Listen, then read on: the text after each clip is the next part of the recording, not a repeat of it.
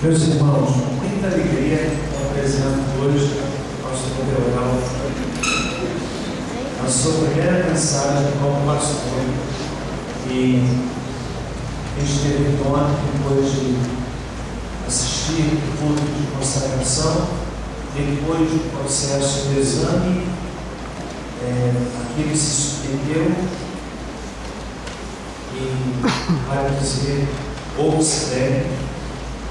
Então, nessa noite, com muita alegria, quero apresentar o pastor Leonel, meu filho, e disse ontem na mensagem de consagração, que eu quero repetir aqui, que o mistério é muito difícil, muito difícil. Nós nunca o influenciamos, nunca falamos ao pé do ouvido para que ele se apresentasse para o ministério. Confesso mesmo que no primeiro momento em que ele nos disse o desejo de deixar seu curso de física na USP, dedicando-se ao ministério, no primeiro momento nós não tivemos aquela reação que deveria ser, mas Deus tocou o nosso coração e o quanto exatamente da luta que é ser pastor. Esse momento aqui de pregação, esse é o lado visível do ministério, mas o ministério mesmo não é esse que acontece aqui no público, é aquele de gabinete, é aquele de administrar problemas, é aquele de ser criticado, não poder se defender, porque a gente tem de se calar muitas vezes, deixar que Deus, justo juiz, opere. E hoje, com muita alegria, perto de Deus, me sentindo muito honrados da mensagem a ser princesa. Então eu quero nesse momento, pastor, passar a palavra para que Deus possa usar seu primeiro sermão como pastor. Minha oração, você vai mais longe do que onde Deus me permitiu chegar. Sempre para a glória da palavra. Ousadia, pedindo apenas ao Senhor.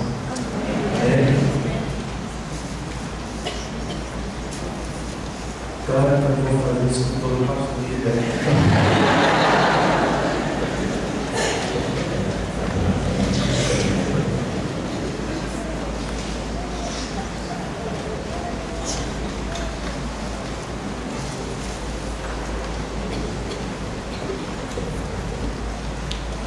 Boa noite a todos, graças a paz.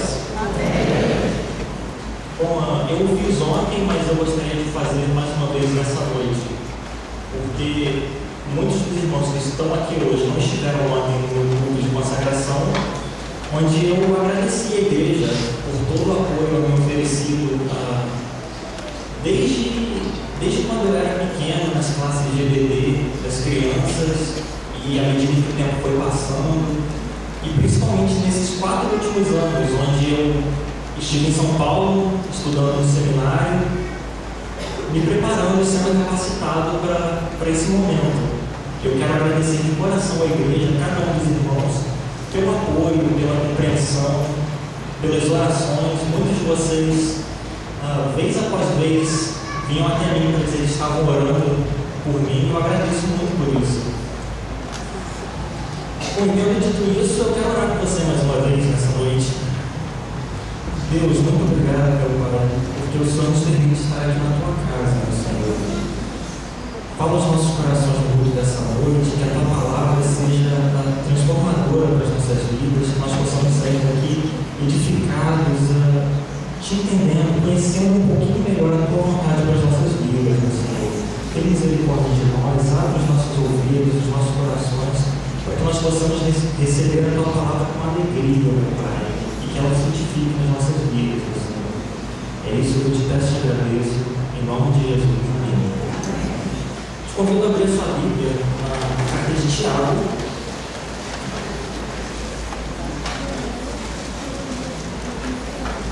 Carta de Tiago.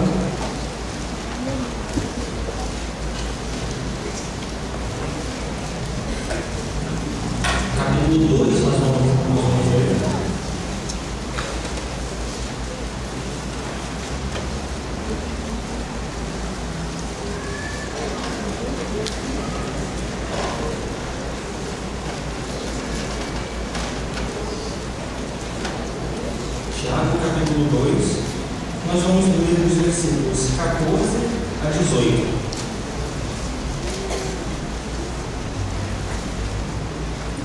Tiago 2, de 14 a 18. Diz assim a palavra de Deus: Meus irmãos, que aproveita se alguém disser que tem fé e não tiver as obras? Porventura, a fé pode salvá-lo? E se o seu irmão ou irmã estiverem nus e tiverem falta de mantimento cotidiano, e algum de vós lhe disser: Ide em paz, aquentai-vos e fartai-vos, e não lhes derem as coisas necessárias para o corpo, que proveito virá daí? Assim também a fé, se não tiver as obras, é morta em si mesma. Leio mais uma vez. Meus irmãos, que aproveita se alguém disser que tem fé e não tiver as obras? Porventura, a fé pode salvá-lo? E se o seu irmão ou irmã estiverem nus e tiverem falta de mantimento cotidiano, e algum de vós lhes disser: Ide em paz, aquentai-vos e fartai-vos, e não lhes derem as coisas necessárias para o corpo, que proveito virá daí? Assim também a fé, se não tiver as obras, é morta em si mesma. A carta de Tiago é uma carta bastante prática. São apenas 5 capítulos. Eu, na verdade, te encorajo a ler essa carta durante essa semana. Você pode ler um capítulo por dia, na sexta-feira você já terá terminado. E você vai perceber que essa epístola ela é muito prática, voltada para o social, voltada para os relacionamentos. O grosso do Novo Testamento, vamos dizer assim, está nas cartas, nas epístolas, principalmente nas epístolas de Paulo. E Paulo, um dos grandes temas de Paulo foi a fé, e principalmente a justificação pela fé. E em Tiago, por outro lado, é mais prático, onde ele chega a dizer no versículo 14: Porventura, a fé pode salvá-lo? E por causa dessa afirmação, por muito tempo houve uma discussão bastante grande. Mas será que Tiago ele está falando uma coisa contrária a Paulo? Será que Paulo disse uma coisa e Tiago desmentiu Paulo? E a resposta para isso é não. Essa discussão a respeito do que Tiago diz, comparado com o que Paulo diz, ela foi tão intensa em determinado momento que o Martinho Lutero, que foi o ícone da Reforma Protestante, ele chegou a chamar a epístola de Tiago de epístola de palha, justamente por causa dessa discussão. Mas é bastante interessante que nesse texto que nós lemos, nesses 5 versículos, Tiago ele fala dos 2 grandes pilares do cristianismo, que são a fé e as obras. A ênfase de Tiago nesse texto recai sobre as obras, mas ele fala da fé também, e da fé em oposição às obras. E a gente pode pensar nisso como se fossem as 2 asas do cristianismo. E aí eu te pergunto, para um pássaro, qual das 2 asas é a mais importante? A direita ou a esquerda? Você evidentemente vai falar: ora, as 2 são importantes, porque é impossível que um pássaro voe sem uma das asas. E o mesmo acontece no cristianismo. Tanto fé quanto obras são extremamente importantes. A fé e as obras são os 2 pilares centrais do cristianismo. E pensando nisso, eu quero dividir a minha palavra em 2 partes. A primeira parte, ela é um pouco mais voltada para a igreja, onde eu quero falar a respeito das obras. E a segunda parte, a respeito da fé, ela é voltada principalmente para você, meu querido visitante, que ainda não entregou sua vida a Cristo. Primeiro, com relação à igreja. É interessante a gente perceber que essa epístola de Tiago, ela foi escrita para cristãos, judeus, mas messiânicos. A gente vê isso no capítulo 1, versículo 1. Diz assim: Tiago, servo de Deus e do Senhor Jesus Cristo, as 12 tribos que andam dispersas. Tiago, servo de Deus e do Senhor Jesus Cristo, servo do Senhor Jesus Cristo, as 12 tribos que andam dispersas. Se os destinatários dessa carta eles não fossem salvos por Cristo, de maneira alguma Tiago falaria servo do Senhor Jesus Cristo. Então, quando Tiago está escrevendo, ele está escrevendo para cristãos, ele está escrevendo para a igreja. E isso faz com que essa carta seja cabível a mim e a você nessa noite. E é bastante interessante que quando Tiago escreve a essa igreja, ou a essas 12 tribos, na verdade, ele enfatiza as obras. Ele não só fala das obras, como ele enfatiza as obras. A preocupação principal de Tiago nesse texto são as obras. Veja o versículo 17. Assim também, a fé, se não tiver as obras, é morta em si mesma. A fé, se não tiver as obras, é morta em si mesma. E a minha palavra para a igreja nessa noite a respeito das obras, eu gostaria de desfazer, na verdade, alguma confusão que talvez haja na cabeça de alguns por conta do que surgiu dentro do cristianismo evangélico a respeito das obras. Bom, algumas religiões, elas ensinam que a salvação é conquistada. Você merece a salvação. E o que você precisa fazer para merecer a salvação? Essas religiões dizem: ora, você precisa ser uma boa pessoa. Isso se mostrou bastante claro para mim e para alguns irmãos aqui, que estão aqui, que tiveram a oportunidade de participar também de projetos missionários. Eu vivi experiências nesses projetos missionários onde, em momentos de evangelização, em bate-papo com 2, 3 pessoas, a gente perguntava: mas e você sabe o que você precisa fazer para você ser salvo? E eu cansei de ouvir como resposta: a gente tem que ser bom para o vizinho, né? A gente não pode matar, não pode mentir, não pode roubar, a gente tem que ser uma boa pessoa. E isso é pregado por várias religiões, isso foi pregado aqui no Brasil por algum tempo, e de repente surgiram os evangélicos com base na Bíblia falando: não, para você ser salvo, não são as obras que vão resolver o seu problema. A salvação você recebe por meio da fé. E a gente vê isso na Bíblia. Mas o problema é que essa salvação que se recebe por meio da fé foi pregada de modo a apagar, de certa forma, a prática das boas obras. Coisa que não deve acontecer. Vejam mais uma vez o que Tiago diz no versículo 17. Assim também a fé, se não tiver as obras, é morta em si mesma. E a confusão que talvez exista, que eu quero desfazer, é: nós não somos salvos pelas obras que nós praticamos. Nós não somos salvos pelas obras que nós praticamos. Nós somos salvos pela fé e pela fé em Cristo, mas eu já vou falar disso. Nós não somos salvos pelas obras que praticamos. Mas visto que nós somos salvos, você que entregou a sua vida a Cristo, você que crê em Cristo, já que você é salvo, você tem o dever, a responsabilidade de praticar boas obras. Veja o que Paulo diz na carta aos Efésios, capítulo 2, versículos de 8 a 10. Porque pela graça sois salvos por meio da fé. Isso não vem de vós, é um dom de Deus. Não vem das obras, para que ninguém se glorie. Paulo falando da salvação pela fé. Porque somos feituras dele, criados em Cristo Jesus,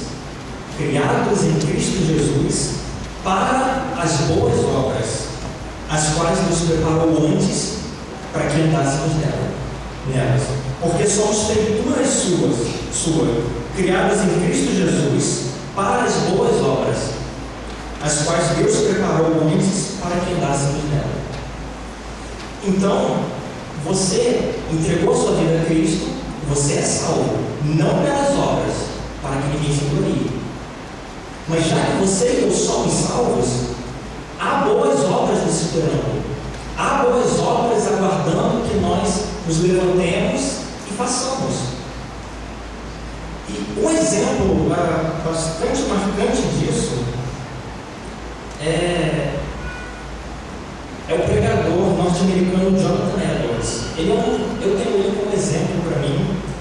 Ele foi pastor no século XVIII lá nos Estados Unidos e ele escreveu 70 resoluções de vida, onde ele se comprometia fielmente a viver regido por aquelas resoluções baseadas na Bíblia. Você talvez deva conhecê-lo porque ele é o mesmo pastor que certa vez pregou um sermão intitulado Pecadores nas mãos de Deus irado, e como resultado dessa pregação, as pessoas se agarravam às paredes e pilastras do local com medo de cair no inferno. Esse mesmo Jonathan Edwards, ele escreveu 70 resoluções, das quais eu quero ler apenas 4, onde ele se propôs, ele mostra que ele se propôs a viver esse amor, essa prática de boas obras. São essas as que eu quero ler. Proposição número 13. Resolvi esforçar-me por descobrir objetos apropriados de caridade e liberdade. Proposição número 14. Resolvi jamais fazer coisa alguma motivada por vingança. Resolução número 16. Resolvi jamais falar mal de qualquer pessoa, em qualquer grau de intensidade ou em qualquer caso, de forma que haja possibilidade de trazer-lhe desonra, a não ser que isso seja feito para bem real. Proposição número 33. Resolvi sempre fazer o possível para promover, manter e estabelecer a paz, desde que isso não seja feito em detrimento de outra área da vida cristã.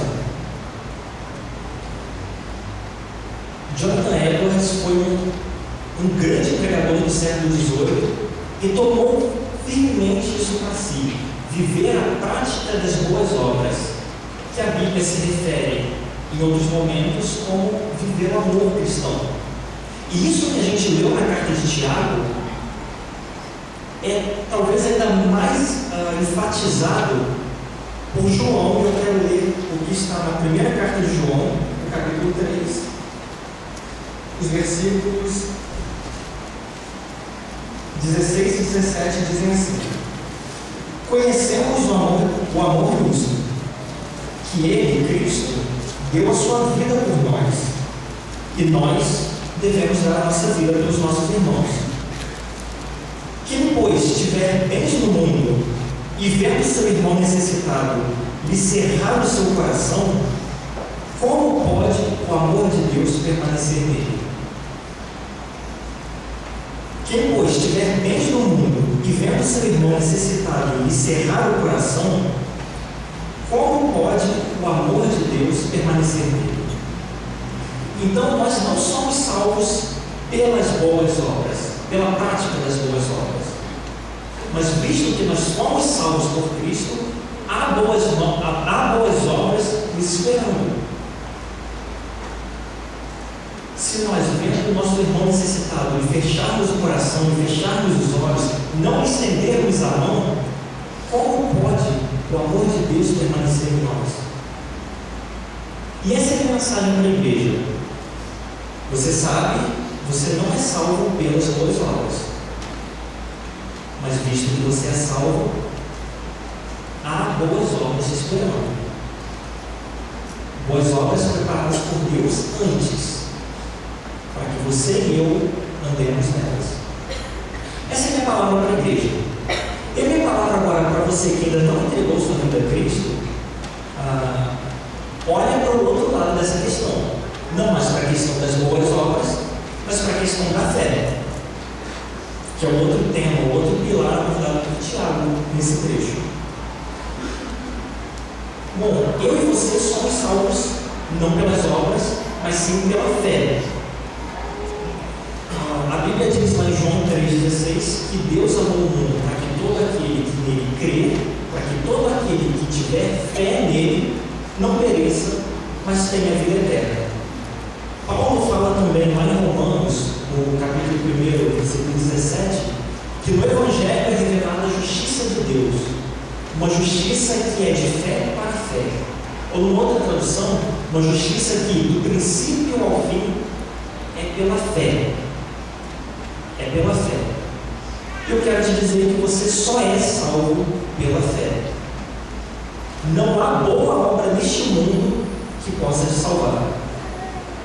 Não há boa obra neste mundo que possa te salvar. Seja você o melhor vizinho que for, o melhor cidadão que for, não há boa obra que possa te salvar. Porque Deus ama o mundo para que todo aquele que nele crê não pereça, mas tenha vida eterna. E eu quero falar rapidamente com você a respeito dessa fé. O que é essa fé? Porque nós temos muitas vezes um conceito errado de fé. Por exemplo, o conceito errado de fé e fé em Cristo, que é a fé que salva, o conceito errado de fé em Cristo é pensar que fé é simplesmente acreditar na existência de Deus, de Cristo, que Cristo nasceu, e se você acredita que existe um Deus, você tem fé. Não, isso não é a fé necessária para a salvação. Muitas são as pessoas que dizem: oh, Deus te abençoe, meu filho, e na verdade não creem em Deus. Assumir, assentir intelectualmente a existência de Deus, de Cristo, não é a fé que te salva. Porque a fé que nos salva, a fé bíblica, é uma fé que nós reconhecemos, nós entendemos a nossa condição de miseráveis pecadores e reagimos a isso. E a única reação possível quando entendemos o quão pecadores nós somos é nos humilhar, fecharmos os nossos olhos e cairmos de joelhos, pedindo a misericórdia de Deus, clamando pela misericórdia de Deus. Essa é a fé que nos traz salvação. Essa é a fé que nos traz salvação. É uma fé que, quando nós entendemos o que acontece, quando nós entendemos a nossa condição, nós reagimos a isso. O melhor exemplo, talvez, que eu possa dar para você nessa noite é um remédio, é como se fosse um remédio. Imagine você tem uma terrível dor de cabeça e você me procura para pedir um remédio. E eu te digo: está aqui o remédio. E você pega o remédio e não faz nada com ele. Bom, você tem o remédio, você sabe da existência do remédio, você acredita que aquele remédio, se você tomá-lo, ele vai aliviar a sua dor de cabeça, mas você não toma. É evidente que a sua dor de cabeça não vai embora. E para a sua dor de cabeça passar, você precisa tomar o remédio. E é essa a fé exigida de nós em Cristo. Não basta nós sabermos da existência dele. Nós devemos responder a isso, nós devemos tomar Cristo. Nós devemos trazê-lo para dentro dos nossos corações.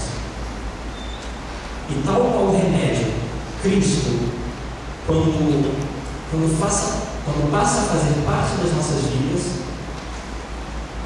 traz a transformação, traz a cura que nós precisamos para o nosso pecado. Na verdade, minha primeira pregação como pastor foi uma pregação bastante breve, como é característica minha, mas eu gostaria que por uns instantes você pensasse, você fechasse os seus olhos e você pensasse, se você é salvo, se você pensasse se de fato você tem praticado as boas obras que Cristo preparou para que você as praticasse, que Cristo preparou antes para que você andasse com Deus. E se você ainda não entregou sua vida a Cristo, se você ainda não o convidou a fazer parte da sua vida, eu preciso dizer que a salvação ainda não está garantida para você. Eu quero que você pense nessa sua condição por um instante, antes de eu te convidar a orar comigo.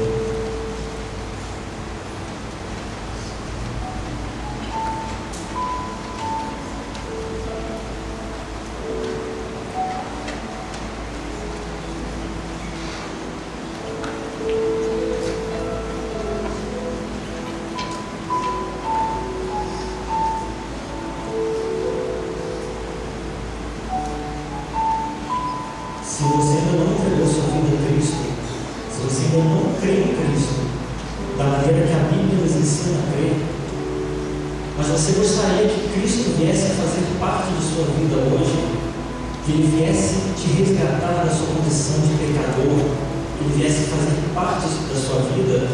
Se você gostaria de fazer isso nessa noite, eu quero te convidar a levantar sua mão para que eu possa te ver e orar por você essa noite.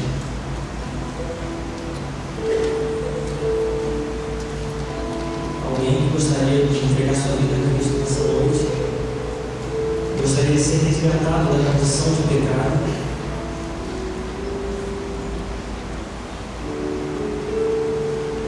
E se você gostaria, meu irmão e irmã, de orar comigo, pedindo que Deus nos capacite a praticar essas boas obras preparadas para que nós as façamos, eu quero te convidar a se colocar de pé e orar comigo, para que nós possamos a Deus juntos, por força, por capacidade de sermos de fato cristãos, como a Bíblia nos orienta assim.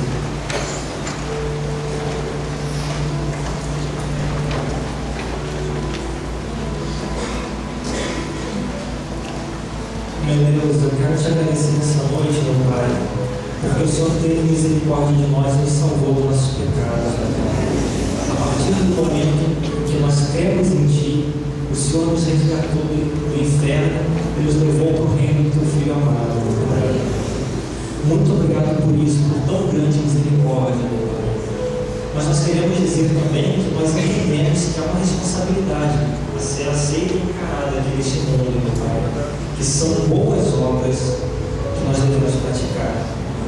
E pensando nisso, eu quero te pedir, junto com os meus irmãos, que o Senhor nos dê força, nos dê capacidade de sermos de fato boas pessoas, que sejamos misericordiosos com os nossos próximos, com aquelas pessoas que nos servem, que nós possamos olhar para eles assim como o Senhor olha para nós, com misericórdia, com compaixão do Senhor.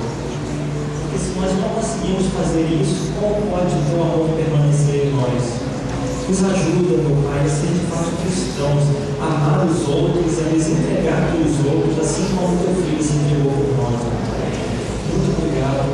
É isso que eu te peço, te agradeço, em nome de Jesus. Amém. Veja, pode se sentar.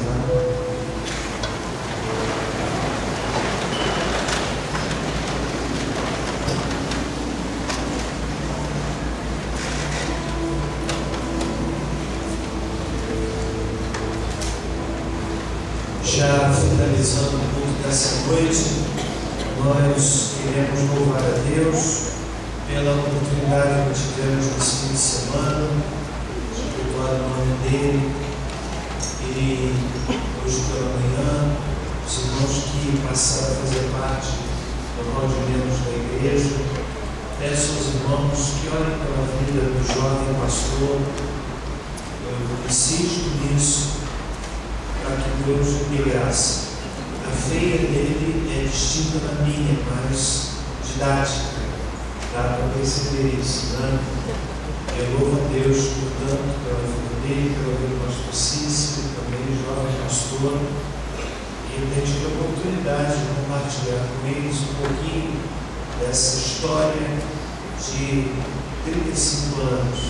Disse ontem, repito, eu penso que eu estou subindo, mas já chegou o momento de começar a descer pelo fluxo natural da idade e do tempo. Eu espero que a descida seja bem longa. Não é? Amém, gente? Amém. Deus te abençoe nessa noite. Amém. Vamos ficar em pé, orando a Deus. Eu vou pegar aqui, mas uma pena de encerrar o culto, cantando daqui a pouquinho, ok? Pastor, vem declarar a bênção, sua segunda bênção, pastor deu ela, segunda bênção, né? Aliás, a terceira, pode vir. Alguém me disse assim, pastor, você está explorando o cultural, pastor, né? Mas é assim mesmo, né? Daqui a pouco ele faz batismo, faz casamento, faz sepultamento e vai fazendo tudo, porque é assim mesmo, né? Amém? Amém. E agora, que o amor de Deus, nosso Pai, a graça salvadora de Cristo Jesus e a preciosa consolação do Espírito Santo que nos cela sejam conosco e com todo o povo de Deus espalhado pela face da terra, desde agora para todo sempre. Amém. Mapede, depois do Mapede, nós temos encerrado o culto dessa noite. E lembrando que quarta-feira, culto de oração. Na quinta-feira, passeio ciclístico na parte da manhã. Pastor Júnior, da comunidade evangélica do Chalé, pediu-me que convidasse a igreja para um grande evento que vai acontecer à tarde ali, no dia do trabalho, com a participação do grupo Trazendo a ali no Gramadão de Santanésia. De manhã, todo mundo lá no passeio ciclístico. Quantos aqui pretendem ir ao passeio ciclístico? Quantos pretendem? Quantos têm bicicleta aqui?